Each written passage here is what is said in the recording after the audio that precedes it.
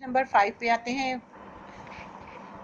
चलें जी, क्या है पढ़ते हैं। हम मुसव्वते हैं, हम से मिलकर अल्फाज बनते हैं। मुसव्वते क्या हैं? अलिफ, वाव, छोटिए, बड़िए। जैसे बे अलिफ बा लिखा हुआ है, बे के साथ हम अलिफ को मिलाएंगे तो बा बनेगा, फिर अलिफ को मिलाएंगे तो बे अलिफ बा। इसी तरह वाव है, दूसरा है वर्ड्स वाव, तो सीन के साथ वाव को मिलाएंगे तो सो, चे के साथ वाव को मिलाएंगे तो चो। तो क्या वर्ड्स बन गया? सो चो। इसी तरह छोटी ये है, तीसरा वर्ड्स हमारा है छोटी ये, मीम के साथ वाव को मिलाया, मोते छोटी ती, तो मोती।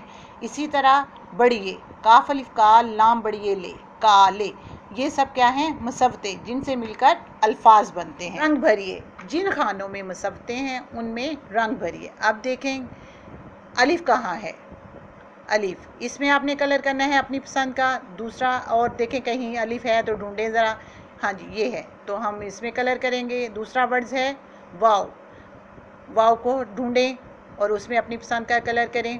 तीसरा वर्ड्स है छोटी ये को ढूंढें और उसमें कलर करें। फिर है बड़िए, उसको ढूंढें और उसमें कलर मुकम्मल करें। इसी तरह आपके दोनों पेज मुकम्मल हुए।